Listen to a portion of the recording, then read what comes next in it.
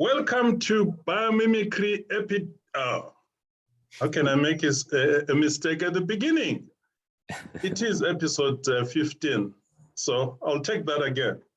Welcome to Biomimicry Ecotone episode 15. Well, that mistake was because today I'm holding the fort without Hugo, because Hugo is sitting on the other side. I'm grilling Hugo today. I've got Nan as well, who is going to be my support. If I run out of words, Nan will step in and save the day. Greetings to both of you. My name is Gama, or Gamelhle Sibanda, that's the full name, but I just go with Gama. And my usual co-host, Hugo, is actually on the hot seat today. So welcome to Hugo and welcome to Nan. Maybe let me start with Nan, who is going to be my co-host today. Nan, how are you feeling? Where are you? Hi, good. I'm in Washington State. Hello, everybody. Thanks for joining. Wow, it looks sunny there. I don't know, but at least it looks beautiful. It's not sunny here. Nope, it's overcast in winter. Yeah, well, I know Hugo is in one of my favorite countries. And Hugo, welcome. Where are you, Hugo? Hi, Gama. Hi, Nan. Thanks for being there. And thanks, everyone, for joining this episode. And I'm in Costa Rica, in the region of Guanacaste, which is on the north, on the Pacific coast. So maybe we are kind of connected around the coast in many ways. The sea is a great connector. So thank you for giving me this opportunity. Yeah. I love Costa Rica. I remember La Cosinga on the Pacific side. I still have to go back. I think I have to go back with my family. So I'm kind of envious, Hugo, that you are having all the fun in Costa Rica. Yeah, okay. I think Costa Rica is such a special place for biomimics. This is the heart of many of us. Like some of the cohorts have finished here, but I think, if I'm not wrong, most all of them, they pass through Costa Rica. So this is like one of the sacred places of biomimicry, I would say. Yeah. Anyway, we're going to kick off the show now. I see we've got some good attendance, and I'm sure there's some people who may not know who you are, Hugo. But first of all, I would like to apologize because Hugo has had to come in because we had a scheduled guest, and the scheduled guest is having a baby, and yeah, the timings didn't work out okay. And then we had to rope in Hugo to stand in. But we will have that guest, I think, in March or thereabouts. So at that point, we'll be happy to have the guest back with us. But I'm sure we're still going to have an amazing show today, as usual. For those who are not familiar with the format of the show, we spend the first hour talking to our special guest. And then the last 30 minutes, we invite all of you to be panelists, and then you can pipe in, ask questions, share your own ideas. But until then, you still have the opportunity to make your own contribution by utilizing the chat box. So if you've got a question or a comment or anything you want to say, you can throw in the chat box. If it is in the form of or rather chat box. If it is in the form of a question, we may pick it up during the conversation. If we don't have an opportunity, then we will deal with it during the Q&A in the last 30 minutes, so you'll have an opportunity to turn on your camera if you want, and then, yeah, we have that engagement. So let's start with Hugo then, telling us about who he is. I know you wear so many hats, Hugo. I don't even know what you do, come to think of it. I could write a whole list of 10 things that you do. But for those in the audience who may not know who you are, please give us a quick rundown of who is Hugo.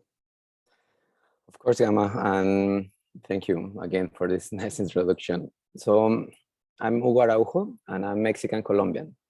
I was born in Mexico City and raised in Mexico, but my mom is Colombian. So let's say my full roots are in Latin America. I've been living for more than 10 years in total in Europe as well, as I've been living in nature for many, many years. So one of my hats is this of the system thinker. That's how I realized that I needed to define in biomimicry. But the title that I like the most and the one that I use the most is I am a biomimicry professional. This is the title that I feel the proudest title for me, because when we did it, I think I realized that there were so many people connected with nature and being able to share experiences that after so many trips, you became my family. And that happened, that started in 2011. So since 2013, which I was the last one getting the title of biomimicry professional, as usual for me, but I'm catching up. So I've been applying biomimicry, I think, before getting to know biomimicry. And this is just the voice that I have inside myself, how to be a biomimicry professional, and I'm trying to lead the way, to open the path, or to shape the wind, as I like to say. When I learn about the coconut palm trees, then I say, well, this is very tough. They are really letting the wind pass through, but they're on the front line of the hurricanes. So we need this kind of strategies for everyone. Yeah, indeed. That's fascinating. You mentioned the coconut, because I visited the island of Seychelles, and I got to see in close proximity what exactly the mechanism is being used by the coconut. It actually is like, it's like a ball joint where you have like a kind of like, is it concave or convex? I don't know. But you have this setup, and then the roots go through there and they hold the trunk. And so when the wind comes, it kind of like stretches, bends, and then it comes up again. And as you are rightfully saying, whenever there's a hurricane, just look at the palm trees, they'll be standing and everything else will be flattened. And you wonder why our architects, engineers haven't taken a cue from these palm trees to figure out how to design better with nature. All right, so let's move on then. So what brought you to biomimicry then? I think as a system thinker and trying to understand about sustainability, I realized that following companies wasn't a great idea. And I needed to understand why they were not working. And Camille, my wife, just brought me the term of biomimicry. And she met Juan Rovallo, one of the biologists of the first cohort, in an edible forest workshop. And she said, "You're gonna love this." And since then, of course, I just went completely into biomimicry, and trying to understand how an ecosystem works was my main goal. And of course, I'm far of doing it, but thanks to science, I've been trying to get some hints that could be shared in one or many ways. Yeah, you're using some terms here which some people may not know. An edible forest. I know I've been in an edible forest with the Mayan people in Mexico. And it's something that I keep telling people about in my side of the world. I'm sitting in South Africa, by the way, for those who may not know where I am. Oh, now it's going to surprise me with this. All right, let's hear what you have. No, it is just to animate your conversation, because this is one of the experiences that we had in Cuyo, the place that I used to live, and I think it was just to put some background on your words, some texture on your words, which is we went with the Mayan people, and as biomimics, as a family that we are, and we discover all nature's wonders in this region. So this is kind of my initial experience, and I wanted to share just bits of this kind of videos. So when you are talking about the Mayan people, this is the kind of thing that we saw. Mayans are not just the humanity, but maybe flamingos as well. They're in the same region. They are sharing spaces there, and we went to this edible forest with this guy, remember? And we're sharing. Yes, that is the edible forest, I remember. And exactly. Maybe for those who may not know, you essentially you go plant some nice fruits in the middle of a forest instead of cutting down any trees and planting monoculture fruits. You just plant in the middle of the forest, and then it just blends in with the natural habitat. And when time comes to harvest, you harvest and eat from there. Awesome. So this was obviously one of the highlights of a post-graduation self-organized kind of trip. which was really incredible. I still have fond memories of this. It was my first time to actually swim with a whale shark. For those who don't know, this is one of the longest fish you can get, as long as a bus. And I had to swim on the side of it, I recall, because the mouth is so big, a Mini Cooper vehicle can go in there. I didn't want to be sucked in, and I recall our guide making sure we're swimming on the side so that, oh yeah. For those who have never seen a turtle laying eggs, can you tell us what's going on there, Hugo? Yeah, so they have this kind of dance, and it is in a rhythm that they can dig a hole on the beach and they can lay their eggs. So they lay about 100, 150 eggs that comes from a pool of different males. That's what my understanding is. So what we did in El Cuyo, apart from inviting you, before that, we train local guides into biomimicry. So the guides that we see there, they were locals guiding us as biomimicry professionals, and we're kind of creating this symbiotic relationship towards the community. And this is the spirituality part. So this is the sacred tree for Mayans, the ceiba, and it's supposed to be a multidimensional portal in between hell and heaven. And I think it's because of the size, but we went there and we really explore from the reconnection part. And I wanted to share this because it has all these art perspectives. So my intention today was to share more on the bio art and how art and cultural creation could actually shape what we are doing in a more deeper way. Yeah, no, that's really awesome. One of the things you have reminded me about the turtles, it was my first time actually to see a turtle laying eggs, and so many in one go. It was incredible. But in one of my biomimicry talks, I often talk, especially when I'm talking to business people, I use the example of the pig-nosed turtle, which will go to the banks of a river to lay eggs. And these eggs actually need a flood to hatch. And the vibration and all that causes the eggs to hatch, because now the river is full and there is water and there's food. Then they hatch and come out and jump into the water. And all I say in business, why not set up a business that is actually waiting for disaster, so that when disaster strikes, the business kicks on and yeah, it goes on and be successful. So tell us about art, Hugo, because people say biomimicry. Whenever I talk to people about biomimicry, they ask me, what is this thing? Is it art? Is it science? Is it magic? What is biomimicry's link to art from your perspective? So like in this specific case that we're watching, and then I will come to the origins of my thinking, I think we use art to get the people inspired and to put nature in the first row, because in education or in business, they were not understanding that their surrounding national preserve was so important. And in the school, they were not being taught about their own nature. So we did this community intervention, which I call it at that time, that was 2011. I call it biomimicry for community. So we started with the idea of choosing, after a few years of living there, choosing 9 different organisms. And we have created an open museum on the walls, so like a graffiti intervention with the stencils. And we have chosen 9 different organisms and put it with the names in Mayan, in English, in the scientific name. So the kids and all the community were kind of relearning through the elders as well and through the local people about their own nature. And that triggers something really unique. Yeah, I can share the video link, of course.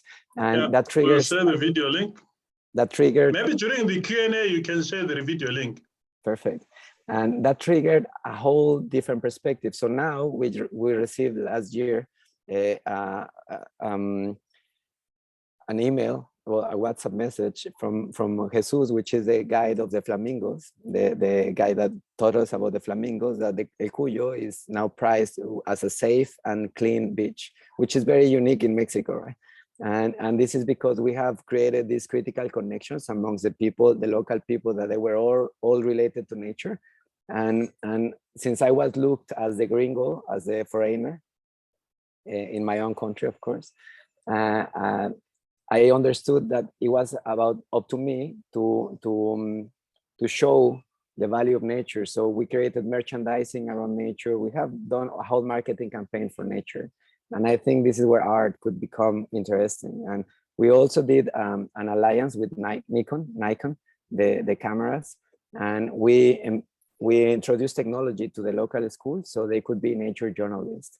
So by doing this, and I can share that as well. Let me just share the screen again. Please do. Maybe whilst you are sharing, I can also share that I remember one time I was in El Cuyo and you left me alone. I think you were taking your child to hospital. And I went around the town and being the only black man in the city, I caused a lot of attraction. Yeah. And the kids were following me in the city and it was fun. The parents were a bit scared, but the kids were not scared of me. And I felt like I was a king in El Cuyo. Totally. Having all this a great time with the kids, and yeah. I might say that you were the first black people that they saw there. And today, I don't know why, but I woke up with this talking about Martin Luther King with the kids. They were asking me because they were reading a book, and I felt so sad. You know, like I started crying. Because I really had the feeling that I needed to apologize as a human with your community and also with women. So I really appreciate that you are here because we've been behaving very badly with everyone. So I think there is opportunity. So this is the kind of thing that we did. And my intention there was to create this nature journal that will put together all the activities and pictures. So for example, this is the marketing side that we did.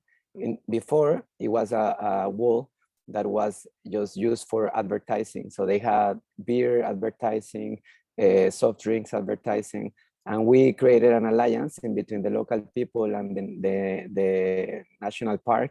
So we're able to use this space and to sell the greenhouse. Is a greenhouse for selling plants from an NGO. So we created a community between the young people and the NGOs participating there. And for once, we were seeing all together as a one community. And now when you go there, it looks really like they have murals of nature around all over the place. So this is beautiful. You don't know if you were exactly the cause of this happening, but of course I feel part of it, my small grain of sand. So for example, if we go to Flamingos here, then we can see different pictures of flamingos. So my hope was that this kind of open platform in WordPress was going to help us to understand more about local nature. So we got a book from a friend that did the book and about biodiversity. And one really nice example with Jesus is that science or scientific people in Merida, in the capital, they were asking him just to count because numbers are so important. But they were never asking him something else. And although he was living with the flamingos in a tower of observation, so once that we taught him about biomimicry, like functional biology, then his brain just exploded, and he was teaching us how these flamingos, they have concentric circles to lay eggs. So the ones that are on the outer layer, this one doesn't seem too good, for example, because they need to support floating. So those are practicing in a way, and then in the center you have the more experienced ones. So the best fit for laying eggs. So this is the way that they behave, and they have also communities that comes from different places. So this is a motherhood hospital and also a childcare facility because they have classes of flying. So they have different groups. And I remember that we saw like the small little, it's not chickens, but flamingos, and then in different stages with different professors. And for example, the thing that we got from there is the community side. And that was the message that we were giving. And so they built this nest themselves. Exactly. Yeah, totally. And they need to be very, very well because they have floodings. So these floodings are what it means, life or death, as Nan could tell us. But it's very unique as a nation, and this is the moment that I come to respect flamingos as a nation. And I say, well, why are we just thinking that humanity is the only. Maybe before you leave the flamingos, I just want to talk a bit about them because I don't know if everyone is a biologist or has biology background in the crowd. I mean, in the audience, because the young ones are actually not pink, isn't it? The young ones are like grayish, and the older ones, even none is in the house. None. Can you tell us how they end up being pink? Well, it's their diet. I think, I'm not sure what they're eating there. Maybe shrimps. I think shrimps usually do it. Small shrimps, yeah. Their diet, it turns them pink. Yeah, I wonder if us humans, we can eat something and end up changing color. Who knows? But what I wanted to talk about, the flamingo. In South Africa, we developed a tool which was informed by different organisms. And one of them was actually the flamingo, which is a water treatment kind of tool. It's a toolbox of different ways to treat the water. And the flamingo is a filter feeder, whereby it's filtering all these things, organisms that is eating in the water. But it doesn't take time out to go to anyone to clean it. And so we're looking at how we can develop membranes and self-cleaning kind of membranes so that when we clean water, you don't have to take these out and maintain them. Once they are running in use, they self-clean, just like what's going on in the mouth of the flamingo there with the filtering going on there. Yeah, just an anecdote I wanted to share. Yeah. All right, go on, Hugo. What are we seeing there now? This is the part of the wind that we're saying on the coconut palm trees, that they are very they bend towards the wind, so they don't create resistance to the wind, but actually they just let it flow through the shade. So the idea here was to create a knowledge base for the local community until we realized that that wasn't the best part. So that being in nature and being 1 year at least without internet and the other 3 years without internet of 27 Ks, I remember having the meetings with you guys and having to travel about 40 kilometers to a place that if it was not raining too much, I could hear you.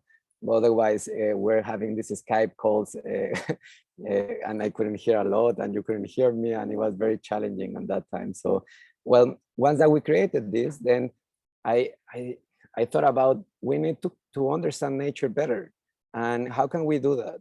So bioluminescence came to me as one of the big revelations of our program, because bacteria, and I will talk a little bit more about bioluminescence in the biomimicry and health presentation in the next 21st. So please, if you can join that, that would be great, because it is for our dear friend Claire.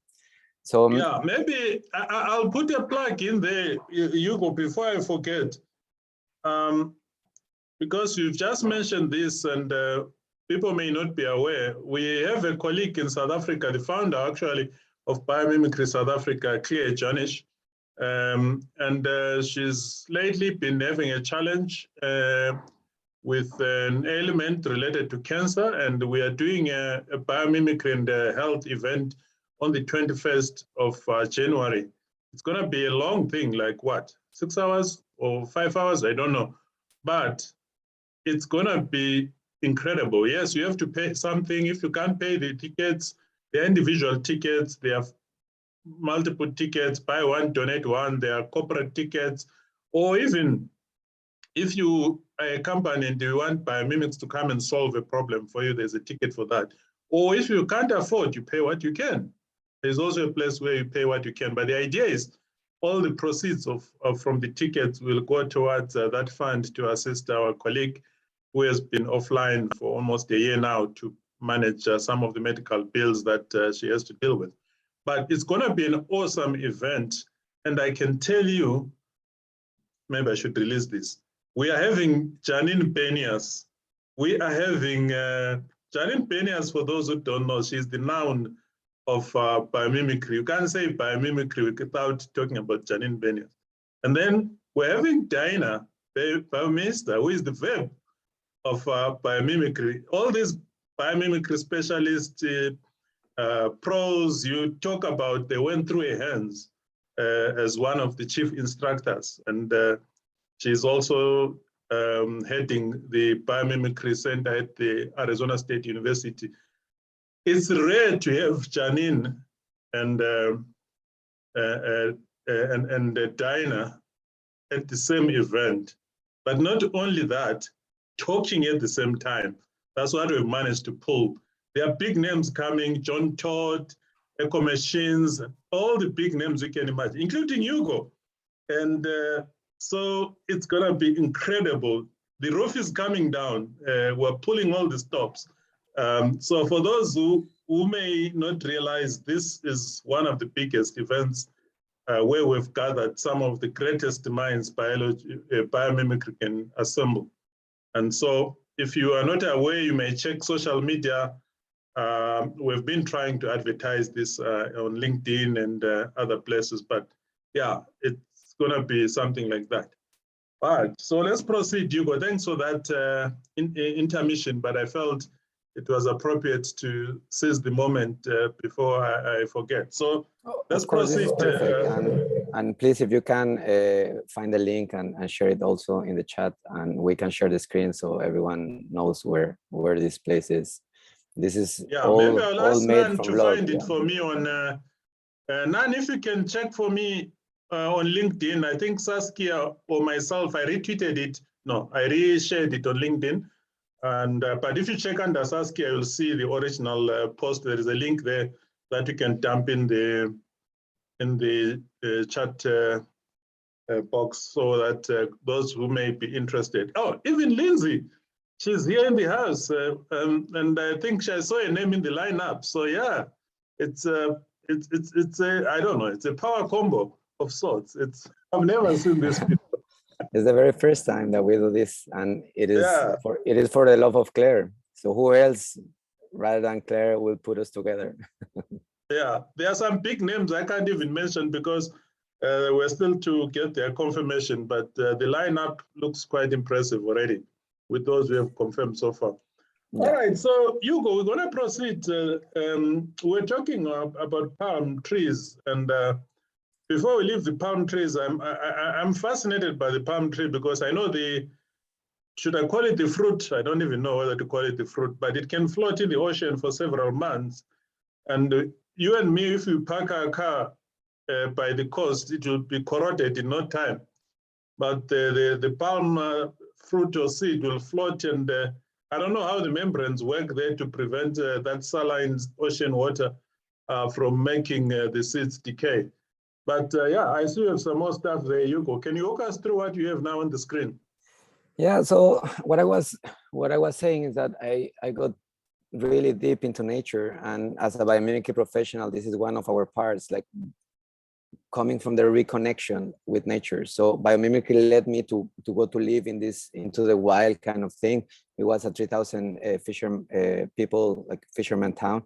And what we did is with the stencils, we put in every house that wanted, and even some fathers with their grandchildren painting together.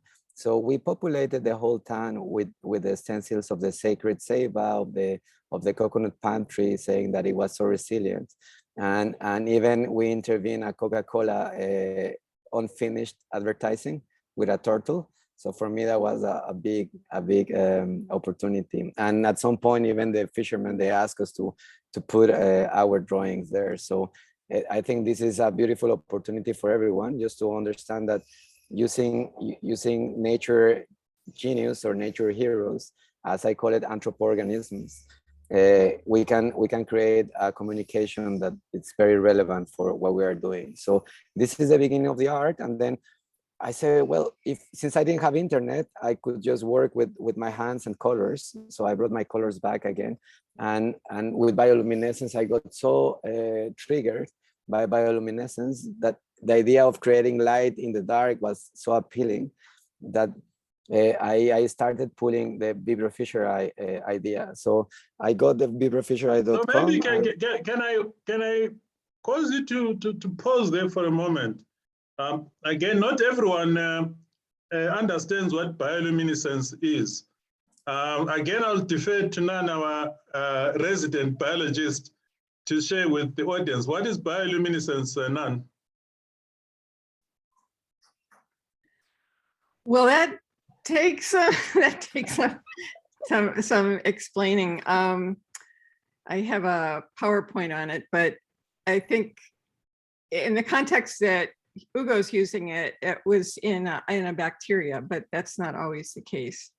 So yeah, I'm not really sure where to start in giving a quick overview of bioluminescence, but essentially it's living light. So it's organisms that are able to produce light. Yeah, and specifically in bacteria, I address the Vibrio fischeri because they have this decision-making process that is called quorum sensing. So one thing was on the critical mass, but then when we got to understand, thanks to Claire, the critical connections, the critical connections part, then I realized that bacteria that are one of the elders of our planet, they were having different decision-making process. So why to use democracy? Why are we kind of the only ones using these kind of things? So that blew my mind completely. And I said, well, if we can all vibrate and create this quorum sensing, it might be the opportunity. And when we studied evolution, that strategy came up, and it is about information sharing, density population, and creating light as a community. So for me, that was a nice inspiration to get into the bioart part. So when I started to research on bioart, there is not so much written, but I found a book done in Spain, in Catalonia, talking about bioart. So they're putting together different names, such as Da Vinci, for example, but also Humboldt, also Haeckel, Picasso.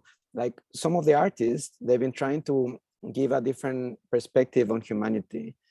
And I think this is what we need right now, because the perspective that we've been pushing, it is kind of a consumerism, maximization, competition. So how can we change the narrative? And as a biomimic, I thought that my best shot was to go to nature as deep as I could. And then I came back with this concept of Vibrio fischeri as the creative space for me and for my family to create different things. So it's more on the creative side, but this is what I'm inspired from. So how can we deal with a different perspective on humanity through art and biology? I was a bit concerned when you used the word graffiti. I don't know if it because it's associated with bad drawings in public spaces. I don't know, those who know English, is that the correct term we should be using for these bioart designs that Hugo and Tim were putting all around the town? Because I remember reading Malcolm Gladwell's book, I think it's called The Tipping Point. He alludes to the fact that the mayor, I think, of New York, at some point, there was crime, big crime, and they started doing small things like cleaning up graffiti and fixing broken windows.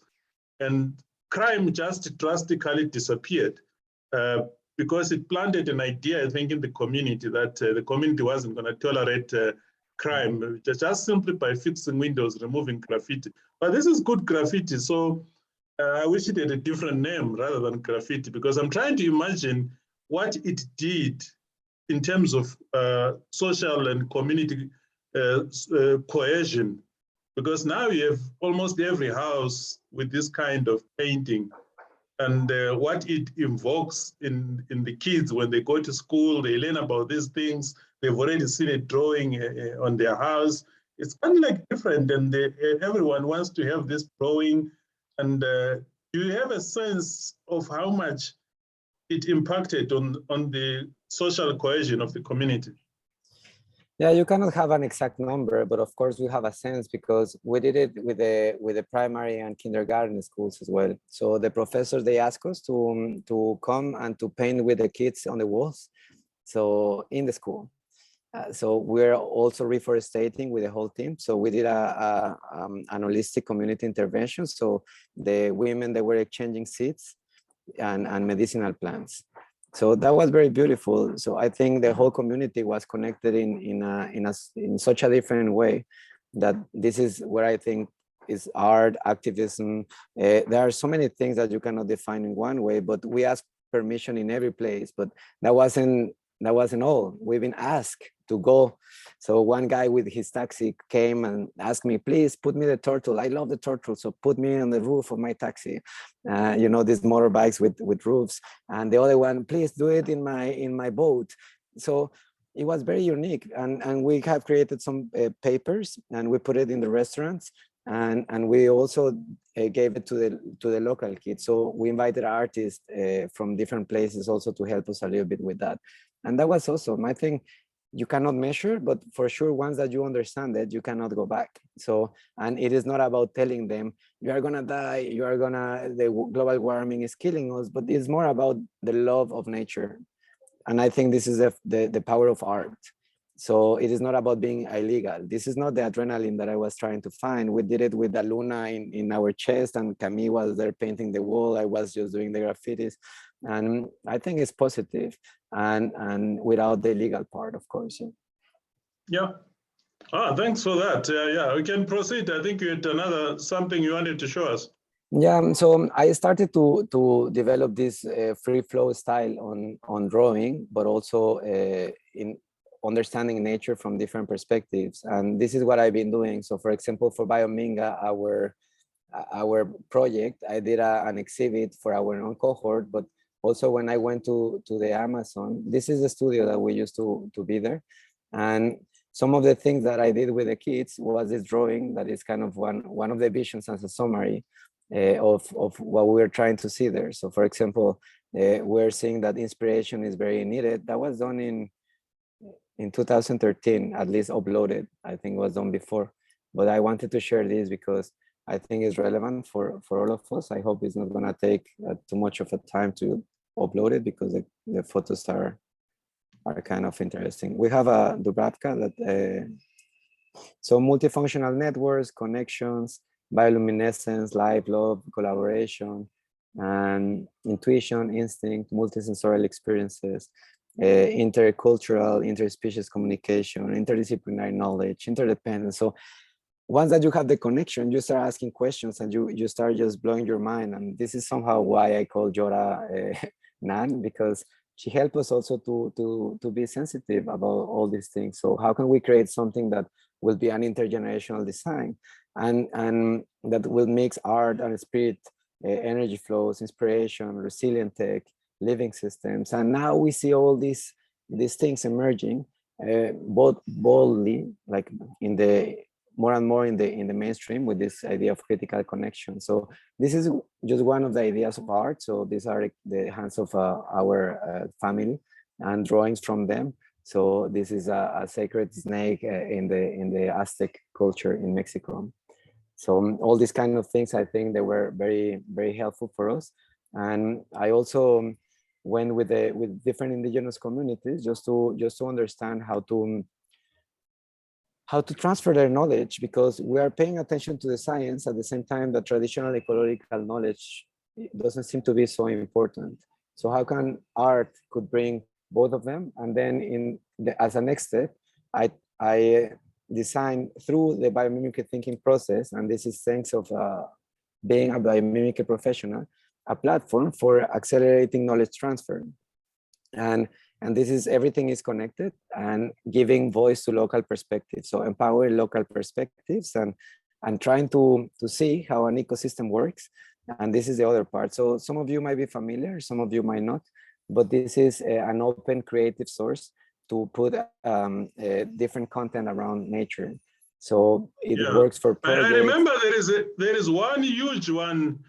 I tried opening one time, it almost crashed my computer, and I was like, how did the Hugo put this together?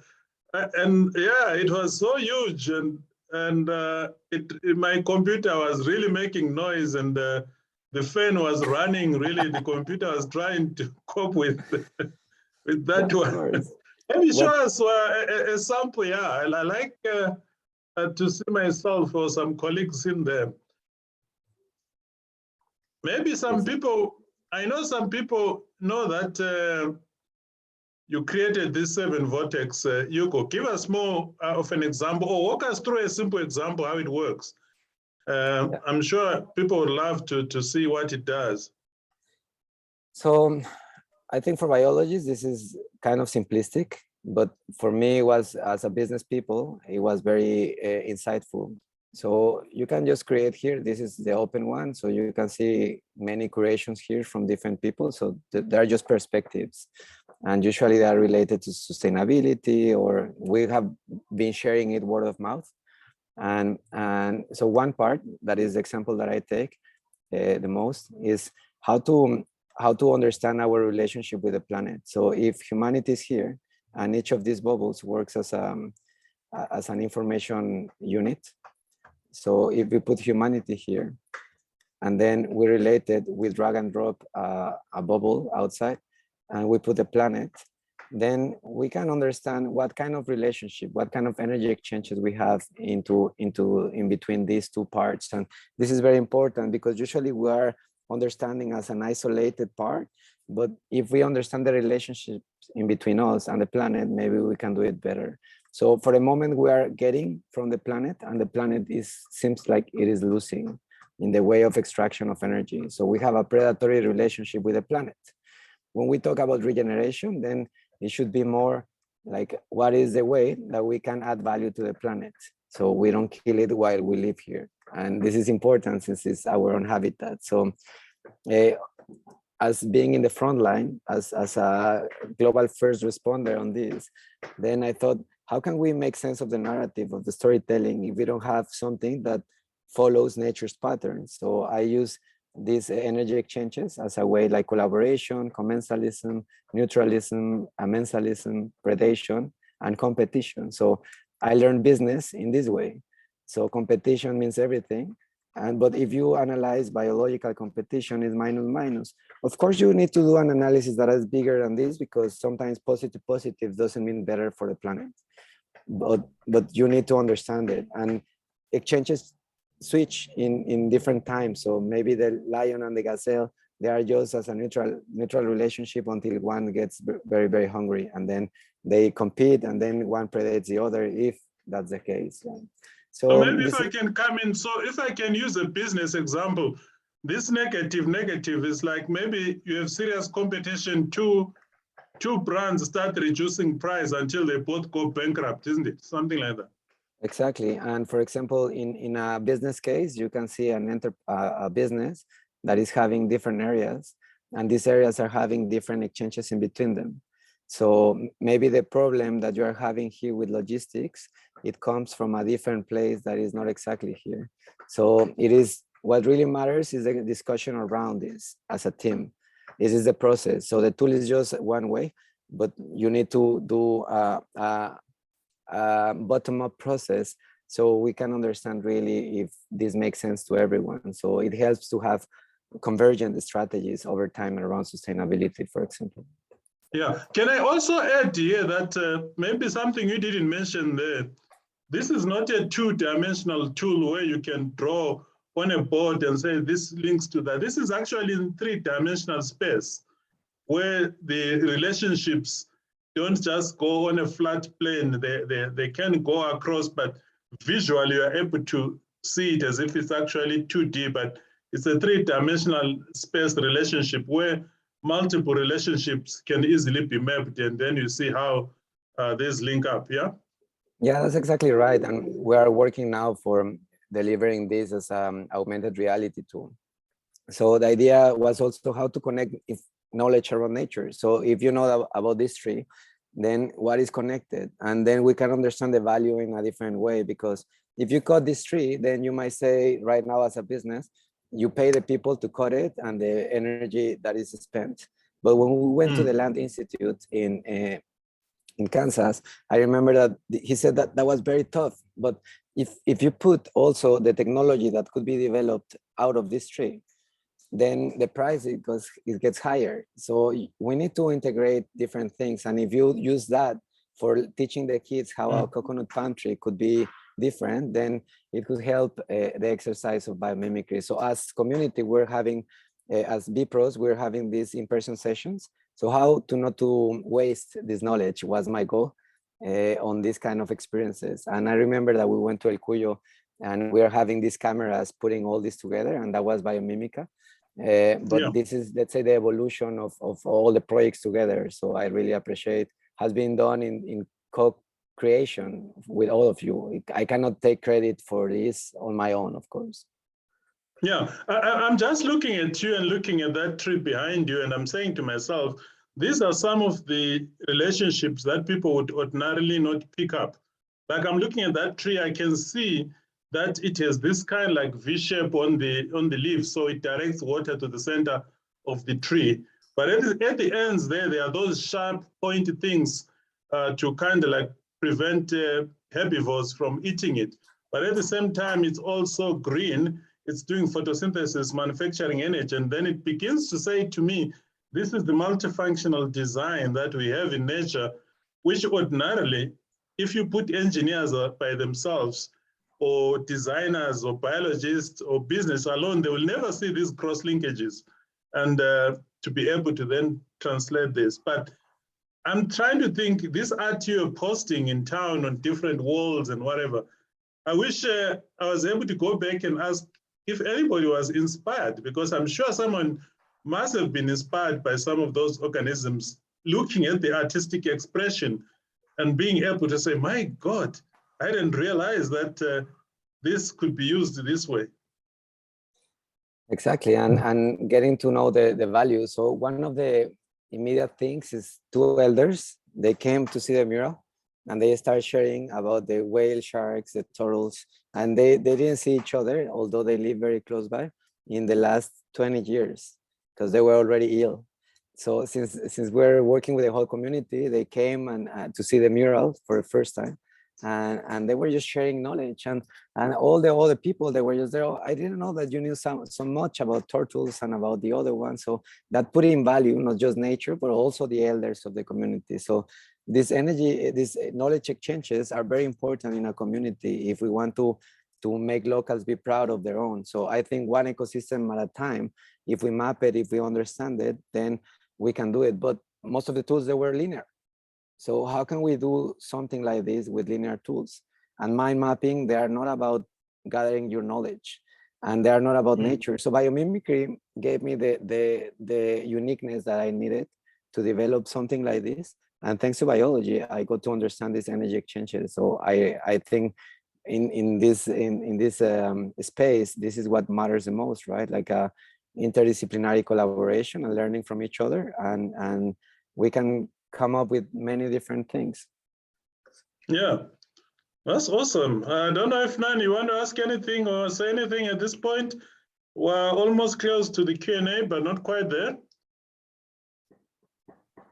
I can't think of anything. Were you going to show any of your videos, Hugo, your presentations?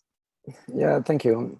I wanted to show this part, which is the metabolic curve. So the next step that I went after connecting knowledge, I say, how can we create digital assets over a territory? So for example, this is where El Cuyo is in the Yucatan.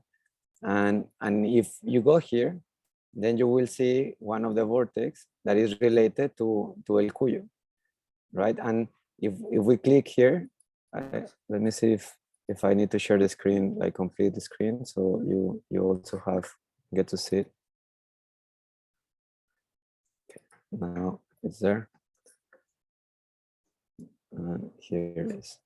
So this is the kind of map that is on the top of El Cuyo. So how can we connect the knowledge and create a digital asset, but also how to understand the planet? So my next quest was, Gaia, for me, it is kind of common sense. So I don't know why for science it is not. We live in a living ecosystem. And if you extrapolate that, then we have a living planet as well. So biomimicry helped me to look for the function. And for me, the function that I was trying to understand is how the metabolism of the planet works. So one of the common mistakes, and I wouldn't attribute that to science, but to communication, like cultural communication over the years, is that this is the global south. But if we get to see the planet as a living organism, and we understand that the global south is not actually the south as a whole, it is the tropical core. And in the tropical core, we have the most biodiversity concentration, like it's a mega biodiverse countries. And if we keep going, we can see like through the visualization part. So by playing with colors and with open source databases, then we can see the veins of the planet, for example. So I do like to think that in biology, we can use life as a code and then bring it here by using all the life principles, of course, but also by understanding that we live in a whole system. So this whole system, I increased the veins, so the vessels of the planet, and now we have the blue vessels, and how to create a perspective on the planet that could change our way, the perspective of our own humanity there. So I'm just having a little bit of problems because of the sun now is moving. So if we come here, we will see that the humidity and water is there on the top of the Amazon. So we like to think the Amazon as the lungs, but it is not just the lungs. It is the whole tropical core, the one that is the bioclimate zone. And we can see how this is behaving in the whole planet. And also putting the bioregions there. So let me just take out the layers. We can use different layers. And this is, let's say, another piece. So I will take out the wind, and I will take out humidity. So can we see it now? Yeah, so once that you see it like this, here, then we see that there are bioregions in the planet. And I also took from One Earth the bioregions, because we need to understand that we are surrounded by a specific context. So how can we bring solutions that are happening here for the mangroves and use these solutions? So how can we connect this knowledge? And this is the part that I wanted to share as well as a metabolism, but it's taking a little bit longer because of the internet connection. And the second part is also I wanted to inspire that the regeneration movement is happening. So how can we understand this movement happening? And this is my other attempt. I've been working with Harry Uvegi as well for a market exchange. But if we come here to the region networks, then I'm part of different networks now. So as you said, I'm part of different hats, or I'm wearing different hats. But what if we can see them in a different way, in a geolocated way, instead of being also scattered, we start seeing ourselves as a whole community, as one species. So I have created the hive, which I will show in a few minutes, but also putting here different, like the donut economic. And I've been working with Kate Raworth that asked me to do some things in Seven Vortex, with John Fullerton, that is on the Capital Institute, the John D. Liu with the ecosystem restoration camps, and of course— There's someone who is saying, I think is Ravindra Vora says screen not seen, but I can see it. If others have the same problem, just put in the chat and then we'll see what we can do about it. But I can see the screen clearly. Is there anybody else who is struggling seeing the screen? Or Ravindra, can you just put it in the chat? Can you? Oh, you can see. Oh, the others are saying they can see it. I just want to see if others have a challenge as well. Okay. Okay, most people I see, they're saying they can see it. I hope Ravindra Vora, can you still not see it? Can you just update us? Okay, most people are saying they can see it. All right, proceed, Hugo. Yeah, so putting all this together, then I just create one layer of all of them at once, which is all networks. And this gave me hope, because it means that it's about to be there. It's not yet there, but when you see, we are a global movement, and we need these different kind of tools, so we can actually create critical connections and cross-pollinate. And on my mind, this is one of the possibilities of quorum sensing. And it seems that it comes with the density of population that might be reachable globally, but also in the cities. So there are people everywhere working towards regeneration. So I think biomimicry has the responsibility to bring the biology into that conversation, so we can get it right for this time and really create something that is aligned with the planet. So coming from this, and that will be my last tool and presentation. I was working with the COP26, not with the official one, but Humanity Rising. Maybe some of you know about Humanity Rising, but we created something that is called Regenerative, which is the Global Regeneration Corps hive, the beehive. So this was also, everything is based on the same digital infrastructure that has been designed through the life principles. And we have different expressions, as we have different kind of trees or different flowers in different trees.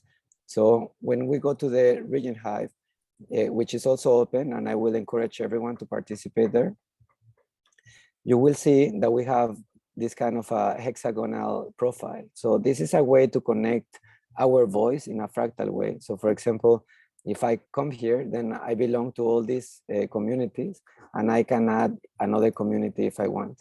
So this is a self-emerging, self-organizing kind of community. So for example, if I put here biomimicry,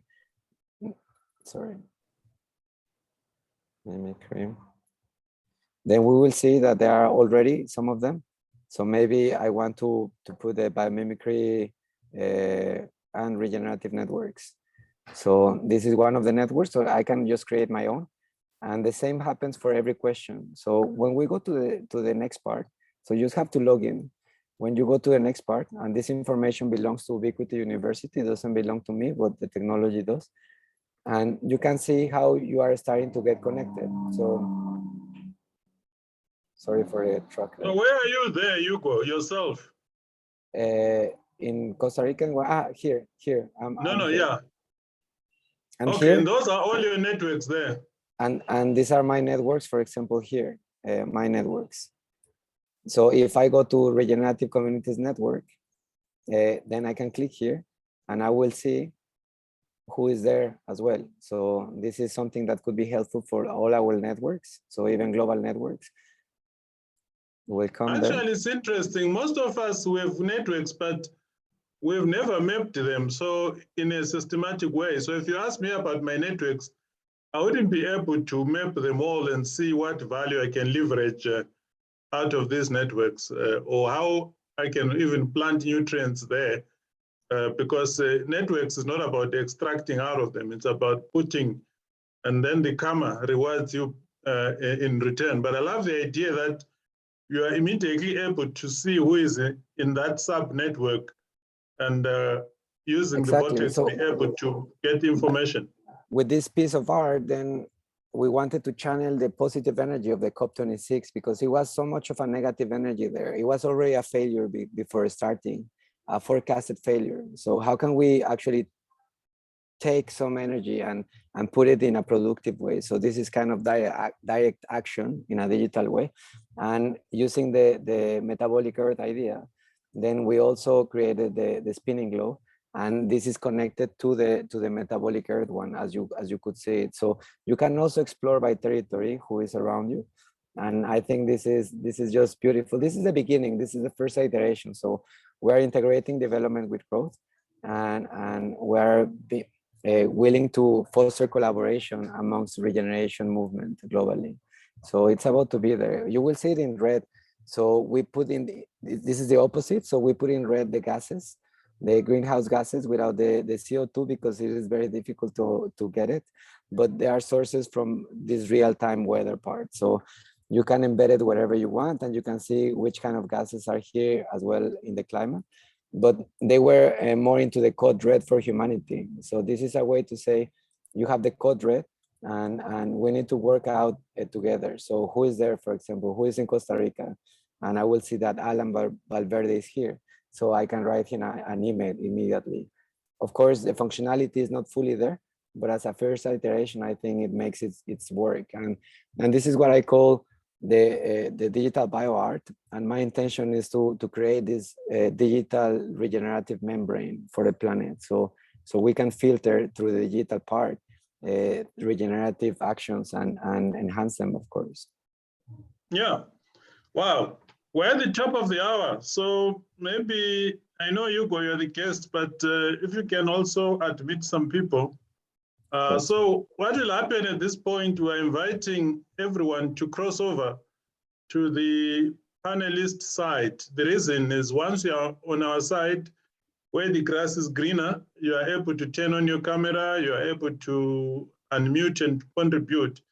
Often one or two people don't cross over, and then it looks bad on us because it looks like we're discriminating and leaving some people in the lower table instead of coming to the higher table, if I can call it that. There are no tables here, actually. Let me just say the grass is greener this side. Please, if you are invited to come to the panelist side, please accept. We would love to have an open conversation now.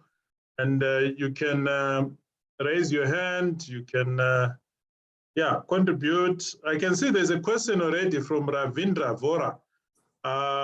Ravindra, are you there? Maybe Hugo, if you can try and move Ravindra. Let's see, where's Ravindra? Has Ravindra crossed over? Almost there. Huh? Almost there. Almost there, okay.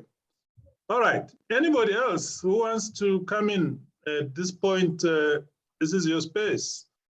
Ask a question, make a contribution, say anything that you want to share.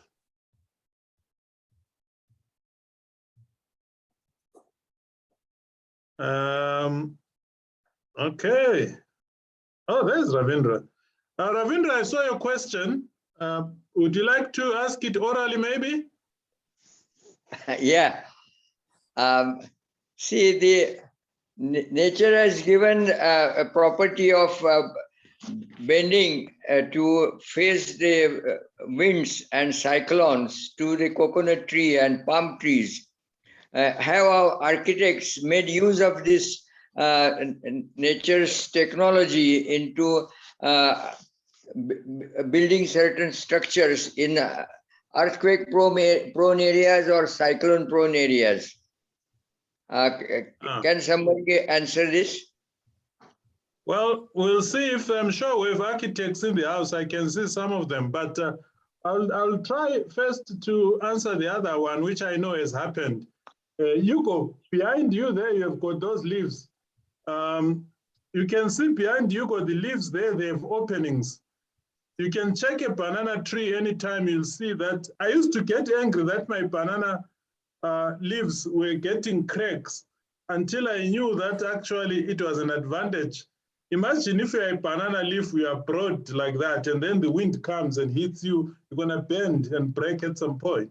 But if you allow a crack through like that, then the wind will go through, and then you'll remain standing.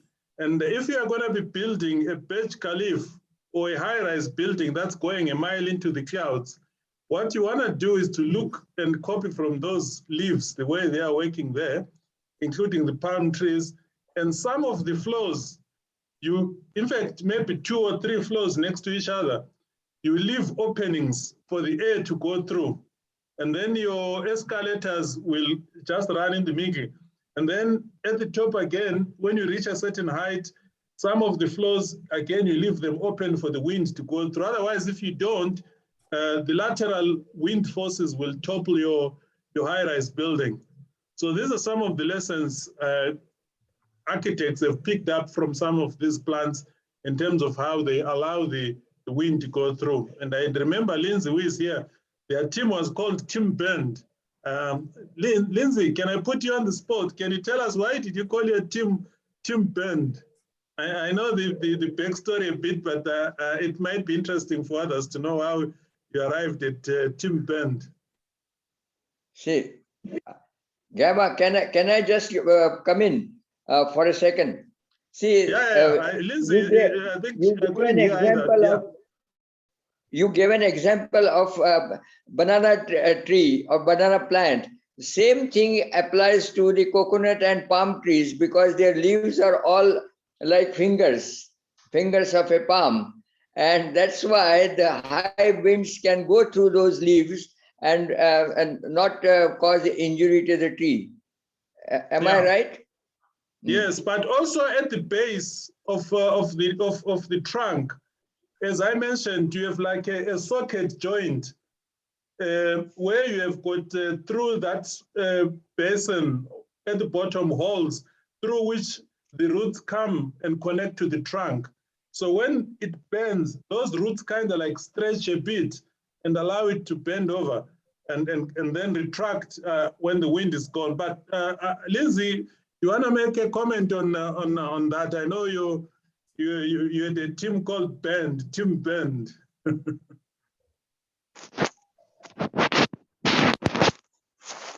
We cannot hear you, Lindsay. I know you are not muted, but I don't know what's happening there.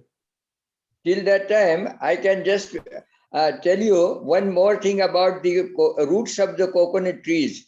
They've spread underneath the earth, underneath the soil, too long. They don't penetrate downwards because they are traversing in the soil or in the land wherever they are growing. That can also balance the tall tree. It holds the tree together. Thank you for that. Lindsay, do you want to try again? You are unmuted, but we couldn't hear you last time. Nope, we still can't hear you. Just check that your mic is connected. Maybe it's an issue. We'll come back to you then. Anybody else in the meantime who wants to contribute? I see a hand is up. I hope I pronounce your name correctly. Dubravka Kuzmik. I hope I didn't massacre your name. I see your hand is up. Please make your contribution. Okay, I had a problem to unmute. I wanted to say, if I remember well, it was on the Biomimicry website when they have a global challenge with children, with high school children and a little bit older. And it was suggestion exactly for the places with hurricanes, like strong hurricanes. The children suggested the base like a coconut tree and a house like a dome to be built like a skull of the bird who is knocking on the tree. And I don't know where that ended up. That was a beautiful idea from the children. But I think here with how far we're gonna go, are we going to build the high buildings anyways, or stay on the lower, on the very low buildings? How much do we need, as it was Hugo was talking about indigenous people and their culture, and to see what do we need. That's the crash of the culture, I think, from the very industrial West, and the culture who survived for much more thousands of years. That's in the book Braiding Sweet Grass from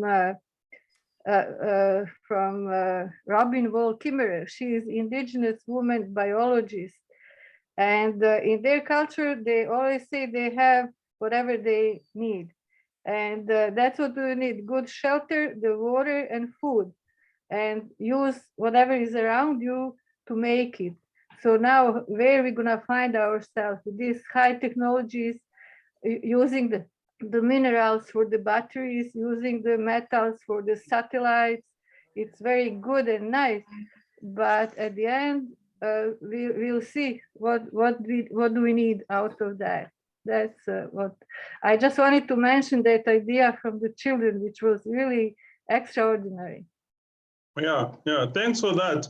You remind me of, in Africa, we have caves, and the people who lived there centuries ago, unfortunately, the first people who arrived, when they wrote books, they call them Bushmen. There's no one called the Bushmen. There are San people, the Khoisan and the like, but unfortunately, the books call them Bushmen. But what they did in the caves where they lived, they had these artistic drawings where they drew animals that they lived amongst. Some of the animals are extinct, but you can still see what they were drawing. And those paintings are still intact, some of them. And a few of them were beginning to fade, like where maybe the rain came in and kind of like erased. And I remember they hired some people with PhDs in chemistry and all this stuff to come and restore some of these paintings that were damaged by water. And they tried to make a reverse engineer the paintings that, or the paint that was used by these indigenous people. And they went and painted, and the TV cameras came, we've restored the painting, it's all good. Within a few months, the whole thing fell apart. And the paintings that were done long ago still intact. So I'm just sharing this because sometimes we have this indigenous knowledge that has not migrated to the scientific space. It was left for us through artistic expression, but we still unfortunately don't know the chemical composition of the paint they used. And up to today, we can't back engineer it. Can we try you, Lindsay, again, if your mic is working?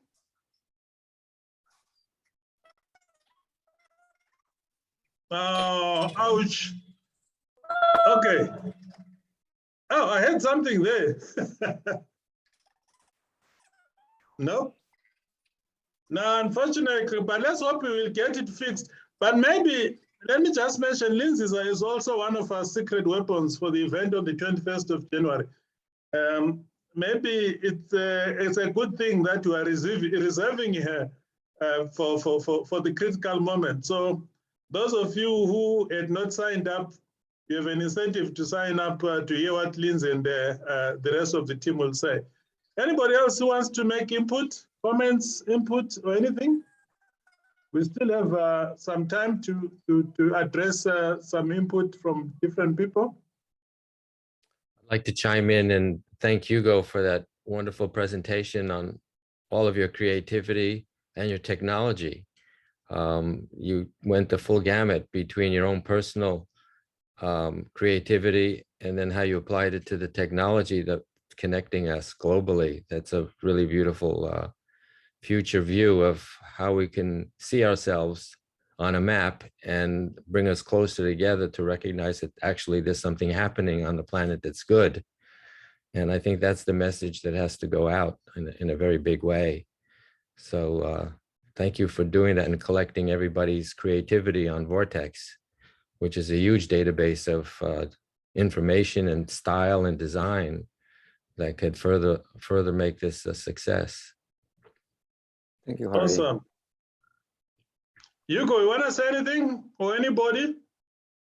No, well, on my side, just to thank Harry also because he has been supporting us as well as many other biomimics. And as I said, I couldn't have done this without all of you. And we need to understand that this is a collective effort. And one of my bigger questions was really to understand the human ecological niche. And if we behave as a species, I think we are just making the other world obsolete. And this is what we've been doing for many years now. I wouldn't say that we started with the technology. The technology is just an expression of what is possible now. So my intention is to take the force of business and technology to create something bigger for humanity, as we can find a better balance, I'm pretty sure. And after meeting you all, my hope is just huge, you know, because I say this is a matter of critical connections. If we can connect in the proper way, if we can support each other, we don't need to fight against anyone. We just need to keep moving forward. Yeah. I remember we've had that conversation with Hugo. I think I see Ravindra, your hand is up. Please unmute and make your input. Can Hugo can you put your email ID on the screen so I can note it down and request you to show me the slides or send me those slides which I missed today. Your presentation was very excellent and I would like to see it again. if there is any link to your presentation, I would like to have it. Okay. Sure. Well, There are one thing different I know websites. with the 7 Vortex, there is also a free version where you can go and make your own. I don't know, Hugo, there's still a free version, isn't it? Yeah, it's actually better as a free version than before. So what we Okay. have done is just to put all the features available for everyone. So the only way to pay is if you want to make your curations or your maps private. Otherwise, it's for free. So if you want to share, it is free. And So you can I use request it. you, Hugo, maybe to put the link then to 7 Vortex? And I know there is a tutorial, a video tutorial on how to use it. So I'm putting Some my people email, may say, how here. do I use this? And this is the website, 7vortex.com, and my email is h@7vortex.com in case that you want. Okay. So maybe we can type that in the chat as well. H@7 Vortex. My typing is not going great there. Is it 7 Vortex? 7 Vortex, yeah. Yeah, I'm typing it in the chat. You'll see it just now. Yeah, I've typed it in the chat. That's his email address. And then the website is just 7vortex.com. And I just put a list on many websites. For example, the Biominga wheels I co-created with Nan, and that is also a beautiful place to play and a great tool for biomimics to spark creativity and to understand about evolutionary strategies. So it is the wheelsbiominga.com or biominga.com. Maybe I may mention this. Some people may not be aware. What is the common thing between Hugo, myself, and Nan, and Robert, who is not here today, is that we started together and we ended up doing a joint dissertation. Think about 4 people bringing different expertise, a biologist, a designer, an engineer, business person working together and producing an engine. And then someone says, okay, I'm gonna express this engine in a boat. Someone says, I'll put mine in a car. Someone says, I'll put mine in a helicopter, and using it in different ways. And Nan has got these amazing wheels. We call it the Biomimicry Oracle. I've got my own board game as well, which runs on the same engine in a way, but expressed differently.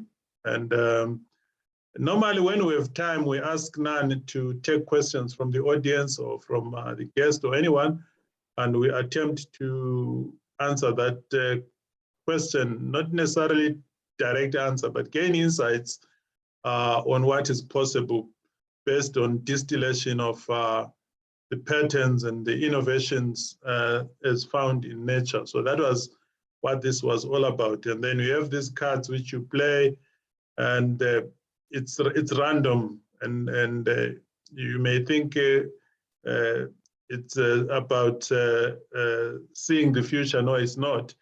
You make it random also so that you don't fall in love with a particular strategy and keep telling people your favorite strategy. You know the story. If the hammer is the only tool you have in your workshop, everything looks like a nail to be hammered. So by spinning the wheels, you are forced to look at other strategies and other options, and the intention you put yourself also when you are spinning this influences the outcome.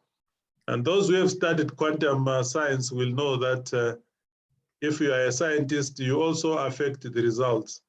Conventional scientists will tell you an experiment has to be repeatable and reproducible by everyone. But we now know that you as a scientist, your own resonance, your own vibrations will impact also on the results and outcome. So anybody else who wants to comment? Just a comment.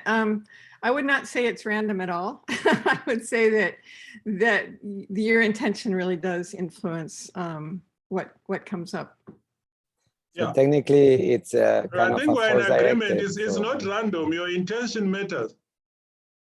You wanted to say something? Yeah, that we were really struggling about this randomness function because it was more about how you spin the wheels, and that's why we said that intention matters. Yeah. Yeah. It's the conventional scientists who don't believe that you impact on the experiment. They think you're outside the experiment, and therefore they think the experiment is independent of the person conducting it. But your being there and vibrating at a particular frequency will produce slightly different results from somebody else doing the same experiment under similar conditions. But of course, that's a debate for another day. Anybody else who wants to come in? We have 10 minutes to go. Let's use the space productively. Anybody? There are still some people sitting as attendees that other side. I don't know if there's a way of persuading them to cross over to this side. So those of you still attendees, you are not able to unmute or turn on your camera unless you cross over to become panelists. I think Hugo extended the invitation to you, so please feel free to cross over to this side. Otherwise, anybody else who wants to comment, say anything? Yeah, hello, Gama, Hugo, Rashida from Bombay. Hi. Awesome. Well, please go ahead, Yeah. Rashida. Yeah, I just wanted to thank Hugo. I just found it very fascinating and extremely interesting. Excellent work. That's what, and I mean, your flamingos reminded me about the flamingos in Bombay. So, and as you said, the color changes. So we have these migratory flamingos coming every season in Bombay from different places.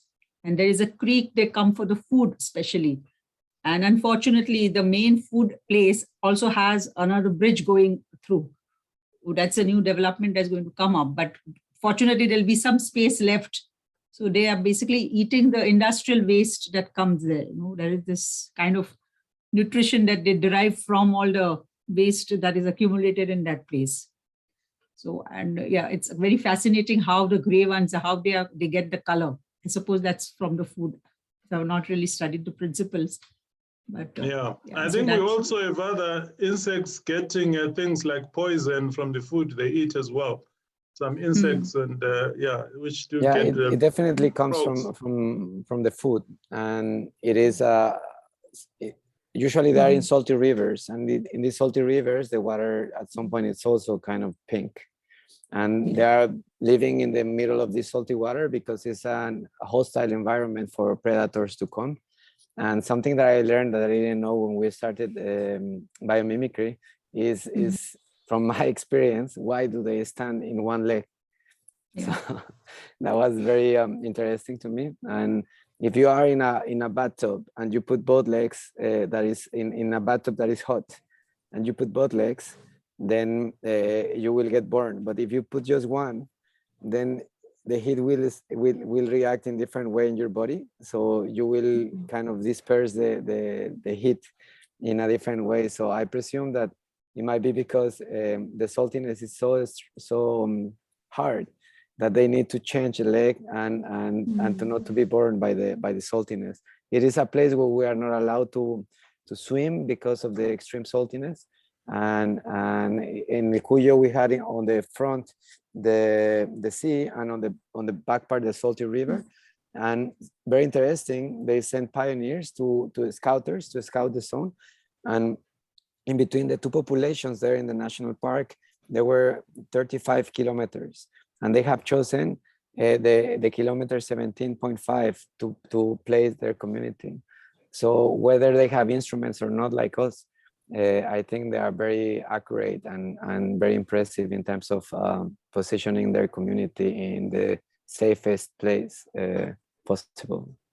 Yeah, and also the beak shape, that if there's a kind of a filtering mechanism which they pick up the food. Yes, that itself is so unique. And there's so much to learn from that. I was just wondering, the beak shape, the filtering process, and the entire thing. This one creature, like one particular species can have so many principles. I mean, yeah, exactly. And imagine if we can teach the workers and the government taking the decisions about the bridge there, about all these innovation possibilities of the flamingos, I think the business case would look completely different, you know, and it might be more profitable to learn about flamingos than to build a bridge. Yeah, there has been some kind of alignment, and so we have it at different places. We have the flamingos coming. So at one place it has been developed. So that's quite a nice development where people can go and see the flamingo in a boat and all that. But this particular thing, after a long battle with environmentalists, there's a little bit of alignment. So some part of it is left, but some part of it is taken away by a port, and a joining thing to go to the port. They take a lot of time. So they take about half a day and half a day to feed. So they need to be quiet. So sometimes when we're close, we are just the next season they will not come back. Right. And they will choose a different place. So it's really a long-term decision, which is not our strength, right? Yes. Okay, thank you. We had else? so much to learn today, and so many sites you have given, such a wealth of information. So much, I mean, actual real research. So it's really fascinating. Thank you so much. Sure.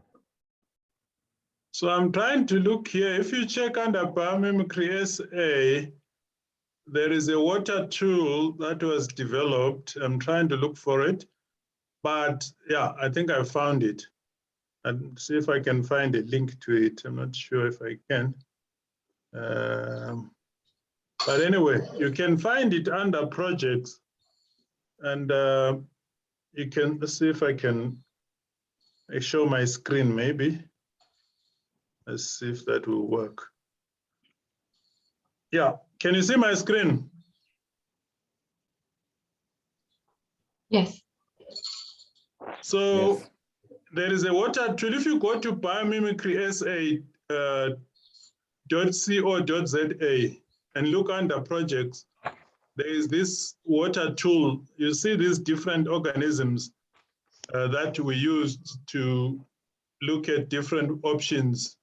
The flamingo is one of them in terms of the filter feeding, and we were looking for how can we find organisms that have figured out a way of filtration that is efficient. And the flamingo, we liked the idea that it's just working. It's not like you have to feed and then clean your teeth, go feed, clean your teeth. It's just happening whilst it's feeding. And you might get some inspiration from this, yeah. Yeah, wonderful. Thank you. Ravindra? Can you update me on the number of flamingos on Lake Nukuru? Because when I visited it 30 years ago, there were in millions. But I am told because of the pollution of Nukuru and exploitation of waters and encroachment, now the size of Lake Nukuru has diminished, and so has the number of flamingos. Gama, you might be able to update me on that. You mean the Lake Nakuru in Kenya? Yeah, Lake Nukuru in Kenya. Quite true. Yeah, I once lived in Kenya for 4 years, and that was a problem because the flamingos would disappear and keep returning after several months. And already 10 years ago, when I lived in Kenya, that was already a problem, that the numbers were diminishing. I don't know what is the story now, but it was already a big issue at the time. Sorry, I gave you a wrong address. There is biomimicrysa.co.za. Gamma, I would like to share one thing that when I see Lindsay that comes also from business, and I think it's important, I missed it. I've been working in this tool that is called Virtual Gaia, and it is the basics for impact investment platform. So how to understand the place as a bioregion and adding different layers. And before doing biomimicry, I was developing these rings, concentric rings of the trees, the tree rings, as I call it. And we're taking nature as a mentor in a way to say, we don't want cities, we don't want forests that are closer to cities, but we want cities that are closer to a healthy ecosystem. And I just realized that this is relevant for this conversation. So how is the functional ecology of the ecosystem, the health of the ecosystem, how is water, how is the soil, the air, the energy, if it's locally attuned and adaptive? What about the bioculture and the governance? And this gradient, so as you can see here, everything happens in gradients. So using this gradient has been very helpful to go from degenerative to sustainable, to resilient, to regenerative. And then once that the system is working, our hope is to see that it will be abundant, so flourishing and thriving. So this is where I am in Costa Rica, using this kind of a schema to measure impact. But for financial people and for impact investors, I think this is very relevant. So yeah. I just wanted to share that as a last piece. Yeah, you heal the planet, you heal the people. All right, so it's exactly at the bottom of the hour, and our 90 minutes is up.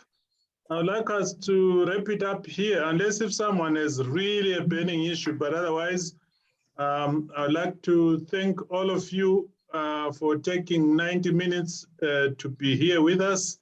And also thank Hugo, who stepped in after our originally scheduled guest had to attend to maternity issues. And thanks so much, Hugo, for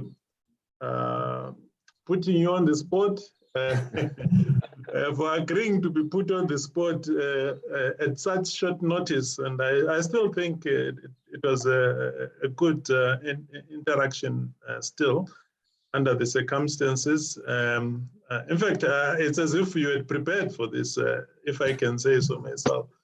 So thanks so much. For those who are not familiar, we meet every second Thursday of the month at 1800 Central Europe time. And I don't know what that is in the US and other places, but we just reference that. And we do have a database. If you're in our database, you get an email from MailChimp letting you that we are meeting. So I'm just checking my calendar here. So the next one will be in February, on the 10th of February. February the 10th, same time, same place. We would love to see you then. Otherwise, in the meantime, Hugo, do you have anything you want to say before we close? Well, thank you. And thank you for joining this hard initiative, which is the Biomimicry Ecotone. Now is the chapter 15, the episode 15. And it seems like we started yesterday. And thanks for all your beautiful energy, your love and light. Last time someone asked me, how long are you going to do this? And I said, as long as we have got guests, we'll keep doing it. Ravindra, you want to say something? Gamma. Thank you very much, Gamma and Hugo, for an excellent session. Thank you. Thank you for your contribution as well. I will join next month. Huh? Okay. Have a good morning, good afternoon, good evening, wherever you are. See you next time. Bye-bye. Good night from me. Good night. Thank you. Bye-bye. Bye-bye.